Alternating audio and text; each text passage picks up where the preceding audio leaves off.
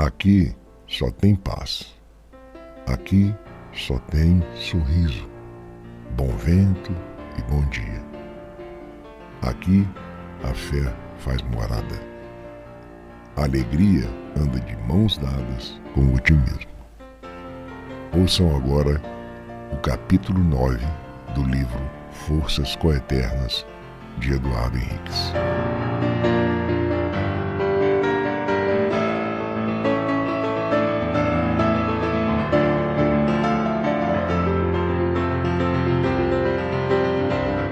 Antônio de Jesus, Seminário.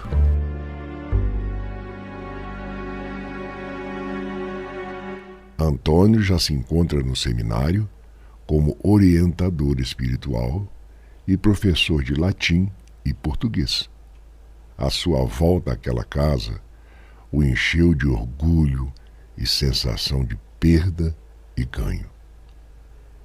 Seu plano ia tomando forma e sua estratégia seguia reta e plena. Na primeira oportunidade que teve, foi visitar a capela.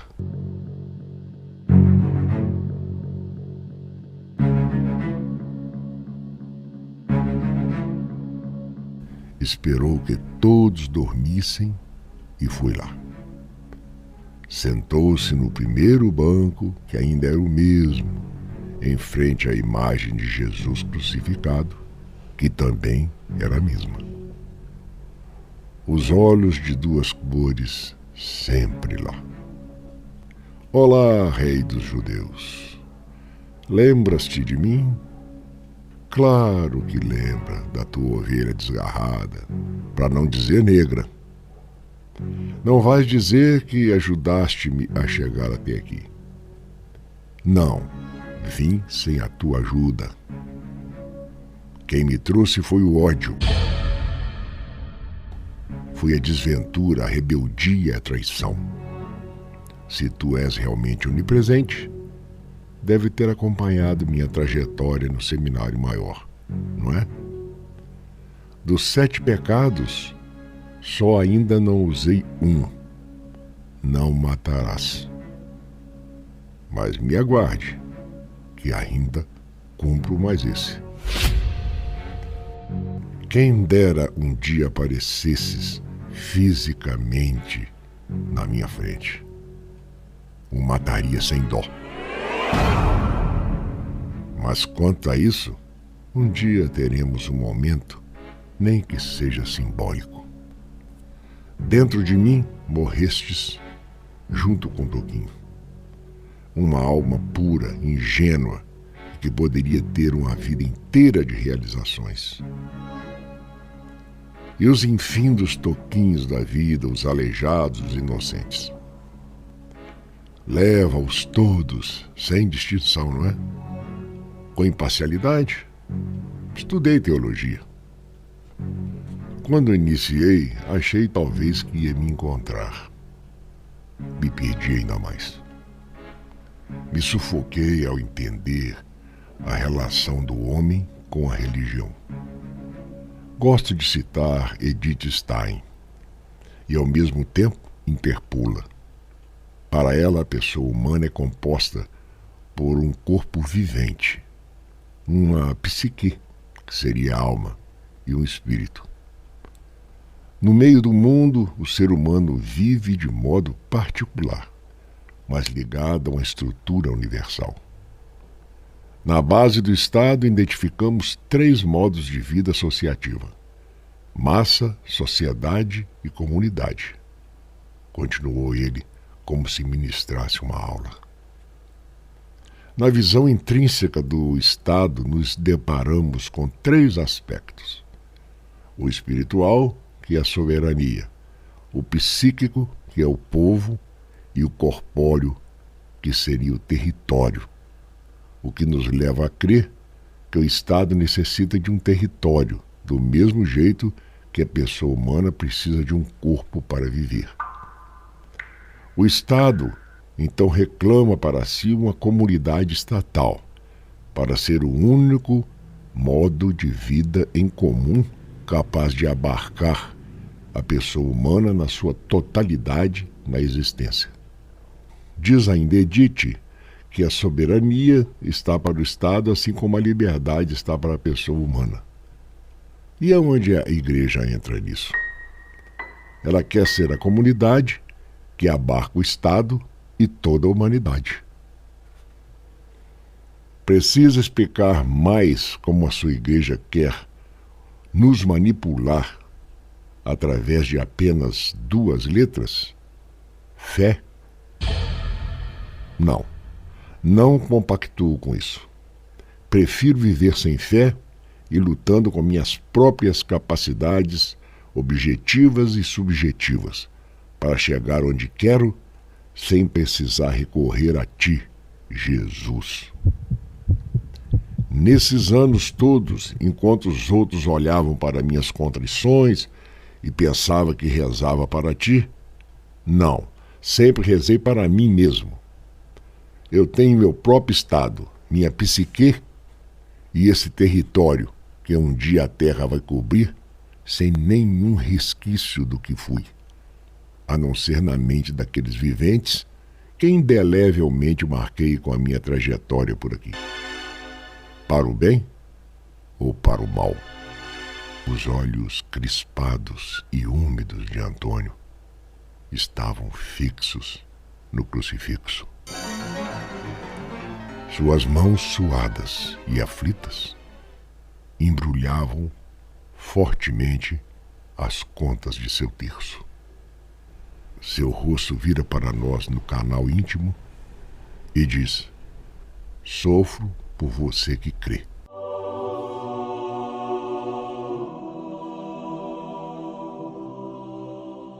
Na sala de aula, enquanto lecionava, Antônio lembrava de si mesmo, sentado, assustado, triste. Lembrava do sino batendo, plangente, e o enchendo de tristeza e melancolia. Lembrava da Ave Maria ensurdecedora e melancólica chegando aos seus ouvidos.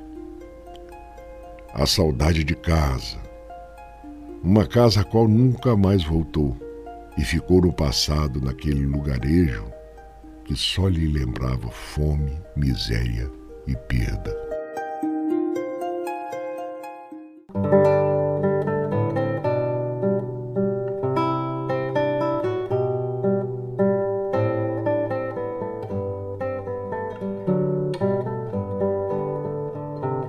O comprido corredor, o campo de futebol, a cozinha, o refeitório, dormitório, etc., eram os mesmos.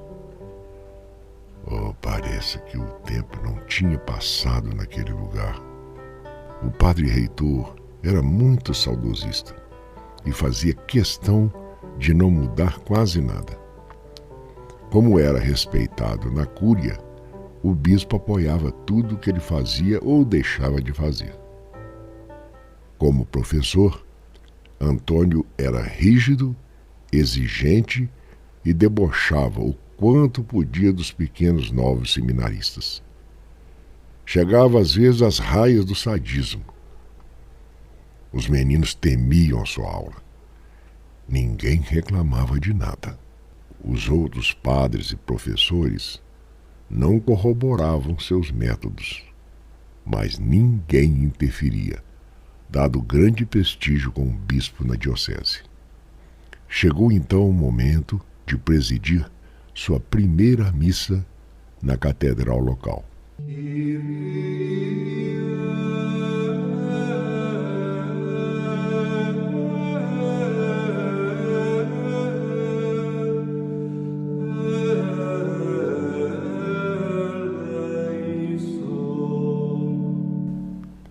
O convite foi feito pelo próprio bispo.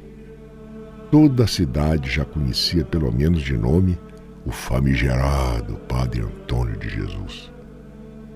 Todos os bancos estavam ocupados, igreja cheia.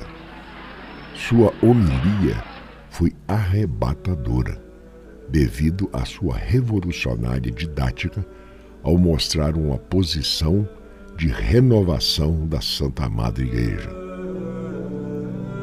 Se achar que querer ajudar e compartilhar com os pobres as nossas benesses é comunismo, eu sou um comunista, disse ele em uma de suas falas. Aquilo provocou um suspiro de espanto entre os fiéis e era o que ele esperava. Estou muito feliz em poder estar celebrando essa Santa Missa pela primeira vez nessa catedral. Meu objetivo é ajudar essa comunidade como um todo, mas especialmente de tentar tocar o coração de cada um ou cada uma de vocês, falou primeiro olhando para todos e fixando por instantes o olhar numa moça. Muito bonita e fogosa, que se sentava num dos primeiros bancos. Ninguém notou o olhar audacioso dela ao se encontrar com o de Antônio. Rapidamente, ele se virou em direção ao altar para dar continuidade à Eucaristia. Mas não sem antes nos olhar no canal íntimo e piscar o olho maliciosamente. Antônio, na sala de aula, ministrando latim para a turma do 4º ano. Caríssimos alunos, quero que saibam que vou exigir o máximo de vocês, como um dia eu exigi de mim mesmo. Um dia eu também me sentei aí, nesses mesmos lugares, e hoje estou realizado por estar aqui como orientador espiritual e professor de vocês. A maioria aqui veio da pobreza como eu. Não pensem 2 vezes, estudem bastante, mesmo se um dia decidirem não ser padres. Pensem nos seus pais e familiares que vivem na luta inglória do trabalho subserviente e que possivelmente vão morrer na pobreza. Eles dependem do seu sucesso aqui e na vida para algum dia terem um merecido conforto. Eu saí de um lugar onde a pobreza ainda era o melhor meio de vida, pois abaixo dela só a morte. E ela levou minha família e meu pequeno irmão, que morreu de inanição. Aos nossos governos não interessa que estudemos, que ganhemos o conhecimento que eles têm, pois vamos também querer o luxo e o conforto deles. Não se enganem, o escravagismo não acabou. Continuamos escravos, agora de um mercado financeiro e do capitalismo selvagem. A diferença dos escravos de ontem e de hoje é que conseguimos, através da luta de sindicatos e grandes homens que lideraram importantes movimentos, um relativo conforto. Não tomamos mais chibatadas para trabalhar, mas o chicote maior são os altos impostos que pagamos para darmos uma vida soberba aos faraós do mercado financeiro e de grandes empresários. Por isso estudem, pois se vocês não souberem o que eles sabem, serão subjugados eternamente. Vocês me perguntariam, Padre Antônio, o que isso tem a ver com o latim? Um seminarista perguntou. Sim, padre, o que tem a ver? A princípio, nada. Todos riram muito, inclusive Antônio, que continuou. Daqui a alguns anos, vocês deverão estar estudando filosofia. Espero que aproveitem bem, pensem bem e se ativem no mundo, pois senão alguém irá pensar para vocês e o mundo continuará nesse caos. Todos aplaudiram Padre Antônio, que ganhou logo de cara a simpatia da turma, e prosseguiu. Tudo na vida deve ser renovado quando preciso. Sou a favor de mudanças e adaptações para uma realidade visível e sentida. O latim, por exemplo. Vejo e sinto que está na hora da igreja não mais usá-los nas missas. Em analogia ao que disse antes, o padre lá em cima do altar, ou seja, num posto de destaque acima dos fiéis durante a Eucaristia, fala uma língua que o povo não entende. Como pode o cidadão cristão que assiste a essa missa entender o que se passa lá em cima e se não assimila uma palavra do que está sendo dito? Há uma frente na igreja que quer a eliminação do latim nas missas, e eu sou um que concorda. Os fiéis precisam também comungar não só o corpo de Cristo na cerimônia, mas do entendimento que o levou a isso. Fez uma pausa e mudou de assunto. Bem, passemos então à nossa matéria de hoje e vamos traduzir as seguintes frases em latim, disse Padre Antônio, escrevendo no quadro negro. Veritas vincet, verum est unicum. Depois abram seus livros na página 20 e leiam o texto que se segue. Nesse momento, passou diante da porta da sala de aula a professora Nádia.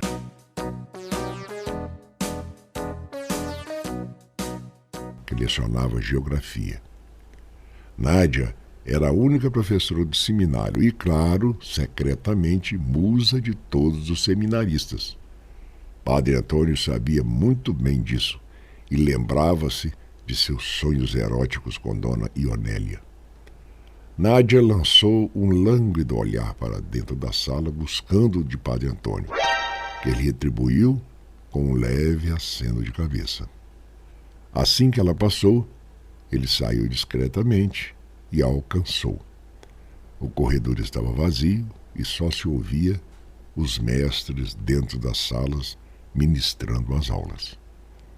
Antônio acercou-se da linda professora e disse: Bom dia, Nádia. Bom dia, padre. Sussurrando, o padre combinou: Hoje às 20 horas, no lugar de sempre? Não vejo a hora, sussurrou ela também, seguindo em frente. José Asmodeus, em alguma cidade bem longe do seminário.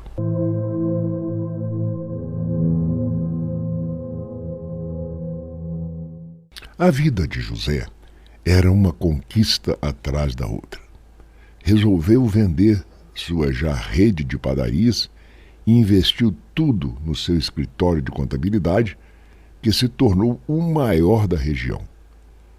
Sua vida conjugal ia às mil maravilhas, e sua amizade e confiança em Solomon, sempre presente, era grande. Expandiu seu escritório pela cidade e toda a região, tornando-se seu amigo gerente geral. Continuava um homem religioso e muito piedoso. Era o principal benemérito da igreja que frequentava. Bancou toda a reforma do templo, que se tornou a igreja mais bonita da cidade. Foi aprovado com unanimidade pela Câmara dos Vereadores como cidadão honorário. Sempre ao lado de seu amigo Solomon. Trabalhava muito. Muitas vezes ficava até de madrugada no escritório.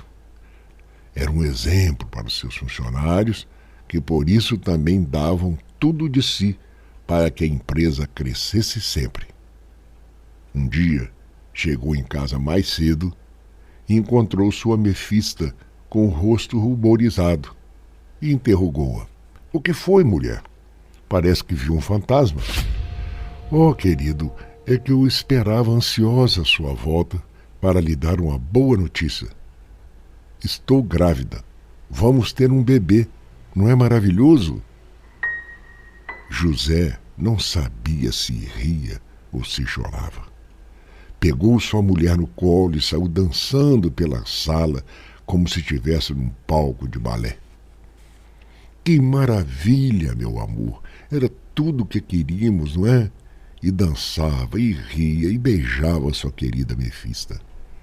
Já temos que ir lá na igreja marcar o batizado. Que isso, José? Disse Mefista. A criança nem nasceu. Ah, é. Meu Deus, como sou um homem feliz. Nesse momento, entra Solomon pela porta da cozinha e diz: Que felicidade é essa, meu amigo? Parece que ganhou na loteria. Ah, você está aqui? Muito mais do que isso, Solomon. Deus foi muito mais magnânimo para mim.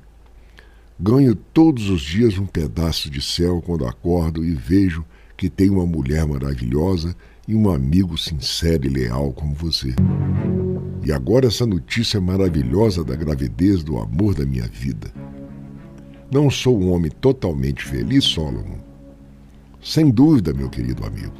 Você é um homem de sorte por ter uma mulher maravilhosa. Parabéns. Quem diria, não é?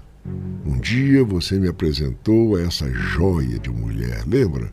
No banco da praça. E o que primeiro me chamou a atenção em você, Mefista, foi essa linda pinta no seu lábio superior. Me apaixonei mesmo, foi pelo conjunto da obra. Todos riram muito. Como posso esquecer, meu amigo? Ainda a chamava de Memê, falou Solomon sorrindo. Vocês foram os 2 homens da minha vida, só que me apaixonei fulminantemente por você, José. Foi amor à primeira vista. Hoje sou muito feliz a seu lado. E você, Solomon, é um amigo de verdade, disse Mefista. Temos que comemorar, bradou José. Domingo após a missa, vamos nos reunir todos os amigos aqui em casa para um banquete. Que acham? Excelente ideia, disseram em uníssono Solomon e Mefista.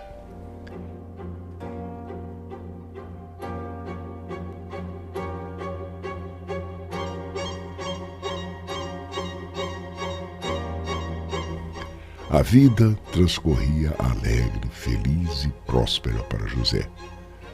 Mais ainda com o nascimento do filho. O batizado do menino foi o acontecimento do lugar. O padrinho do menino? Claro, o amigo Solomon. Uma festa para 300 pessoas da comunidade, realizada no enorme pátio da igreja, onde aconteciam as quermesses. Nesse dia, José fez solenemente a entrega de um terreno ao lado que comprou e doou à igreja para a construção de uma grande creche que seria administrada pela diocese.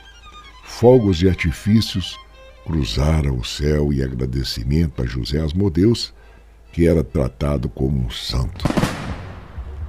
Contudo, no seu íntimo, desde que havia chegado há muitos anos, quando caía a noite, lhe dava uma pontada no coração. E ele ficava inexplicavelmente triste, de uma hora para outra. Tanto que no escritório já sabiam. Às 18 horas, ninguém entrava na sua sala. Ninguém mesmo. Era a hora que ele baixava a cabeça sobre sua mesa e assim ficava por uns 10 minutos. O funcionário que servia café disse uma vez que ele chorava muito durante esses momentos. Mas ninguém sabia explicar por quê. Na verdade, nem José sabia. Era uma lembrança vazia que invadiu seu peito, uma saudade de não sei o quê, vinda não sei de onde. Um sentimento de perda. Tinha uma lembrança vaga de sua meninice na roça, da miséria que viviam, da sua família e de seu pequeno irmão. Depois do seminário em que estudava, do grande golpe da morte do irmãozinho e nada mais. A única coisa que se lembra bem é a fuga daquela casa, onde um dia ele chegou para estudar e ser padre. A sua mente evitava pensar nesse assunto, mas às 6 da tarde era a hora de sofrer e brigar com esse pensamento que o atormentava sempre nesse horário. Era um tempo de reflexão e sofrimento, mas sempre passava. Teve uma época que pensou em voltar lá, mas alguma coisa dentro de si não o deixava ir.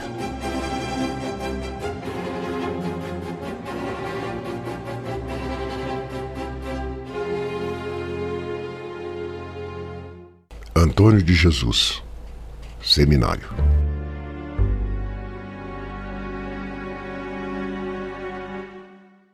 O padre reitor faleceu. O seminário e a diocese entraram em luto por 5 dias. Isso pareceu estremecer Antônio, mas foram algumas lágrimas reclusas em seu quarto, seu semblante de tristeza se ateve ao seu teatro diário. Lembrou-se quando chegou àquele seminário e a sua dificuldade em dizer as palavras certas. Mas aquele homem foi um verdadeiro pai para ele, visto que o seu, por sua ignorância e sofrimento, nunca soube sê-lo. Mas Antônio o perdoava por isso. Quem ele nunca perdoou, nós todos sabemos quem é. Padre Joaquim assumiu interinamente o lugar do reitor até a nomeação de outro pelo bispo diocesano. Alguns dias depois, Padre Joaquim, que nunca simpatizou com Antônio, o chamou ao seu escritório, que era utilizado pelo antigo reitor. Antônio, disse Joaquim, antes de lhe dar essa notícia, queria que você me ouvisse. Você deveras é muito brilhante em tudo que faz. Lhe acompanhei aqui dentro desde o princípio e ainda em seus cursos preparatórios no seminário maior, através de informações que obtive de você. Nada foi provado para desabonar quaisquer conduta sua, mas quero que saiba que você pode ter enganado todo mundo, menos a mim. Nunca confiei na sua verdadeira fé. Soube de coisas estapafúrdias a seu respeito e tentei até prová-las ao falecido padre reitor. Porém, ele nunca me dava crédito. Parece que tinha os olhos e os ouvidos selados para tudo de mal que falavam de você. Não acho que você chegou aqui por merecimento espiritual. Na verdade, eu e alguns poucos padres não achamos você uma pessoa do bem. Muito pelo contrário. Mas, infelizmente, nunca pude provar nada. Portanto, muito pesaroso para mim e para todos esses meninos de quem cuidamos com toda a paciência e desvelos no caminho de Deus, é que devo lhe comunicar que o bispo diocesano o nomeia a partir de amanhã reitor desse seminário menor. Ele ordena que você se apresente ainda hoje no Palácio Episcopal. Tem alguma coisa a dizer? Joaquim, respondeu Antônio, a vida nos oferece muita coisa boa e ruim. Não me compete mensurar o peso de cada ação do corpo docente dessa casa, aqui dentro ou lá fora. A moral ilibada é uma condição sine qua non para nos tornarmos religiosos, além de outros atributos em que nos é exigida para tal. Somos fracos, às vezes, e nos deixamos levar pela luxúria, egoísmo, egocentrismo e outros sentimentos menores durante nossa vida. Às vezes mentimos para nós mesmos que somos pessoas muito boas, quando não somos. Condenar pessoas é muito fácil. Difícil é absolvê-las quando se tem em jogo interesses escusos como os seus. Quem você gostaria que fosse o reitor desse seminário, se não você mesmo? Pensa que não sei? Também tenho informantes e muito bons no palácio e na catedral. Você tentou sim me condenar sem eu ter tido um julgamento, e as pessoas conhecem tipo como esses. E não venha me dar lição de moral antes de me dizer o que fazia numa certa casa suspeita em São Paulo, quando foi em viagem a serviço por conta do palácio.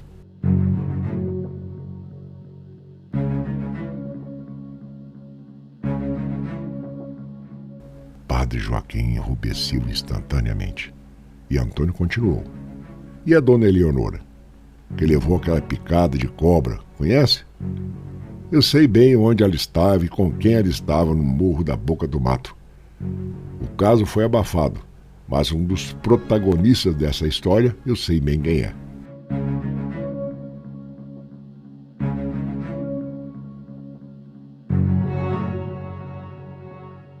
Seu cafajeste, cale essa boca, exclamou o padre, levantando uma das mãos em direção a Antônio. Não, não faça isso, dizia ele, segurando com força a mão do padre. Isso pode lhe custar muito caro, se eu informar essa sua atitude ao bispo, que, como você mesmo sabe, é meu amigo e admirador. Aliás, assim que eu tomar posse na reitoria dessa casa, a primeira coisa que vou fazer é aconselhar Vossa Reverendíssima a exonerá-lo do seu cargo aqui e sugerir no lugar, digamos, a sua altura, na vasta diocese. Talvez pároco de algum arraial, como a minha Vista Alegre. Que acha? Seu sacrílego, desavergonhado e herege, falou o padre Joaquim entre os dentes. Portanto, desocupe já esse escritório, pois quando eu vier do palácio, transferirei minhas coisas para cá. Até mais, Joaquim. Dizendo isso, Antônio saiu com um sorriso sarcástico no rosto e no palácio episcopal o bispo o recebe.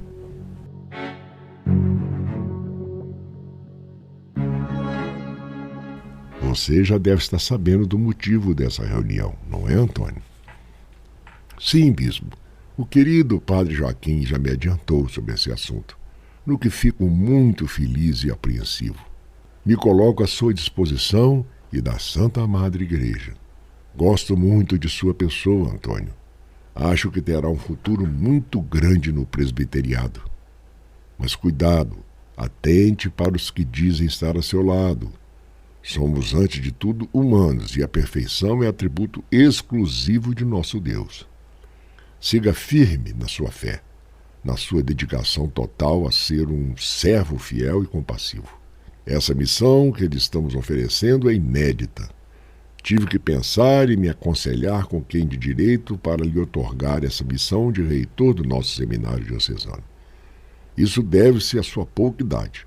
Não há notícias de outro reitor com a idade que tem. Por isso, cuide-se e cuide daqueles meninos como se fossem seus filhos, mas com muita energia e severidade quando preciso. Vá e transforme sua enorme capacidade e inteligência em atos que enobreçam nossa diocese e nossa igreja. Não hás de vos arrepender de tão honrosa decisão, a meu respeito, bispo. Serei sentinela da minha própria fé e um soldado de Cristo sempre. Obrigado.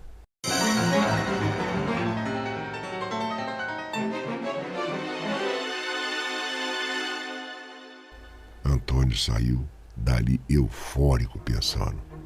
Mais uma vitória. Muitas ainda vou ter. Vou provar que mesmo sem a famigerada fé, eu posso chegar longe numa carreira eclesiástica. A única fé que eu tenho é em mim e em minha capacidade.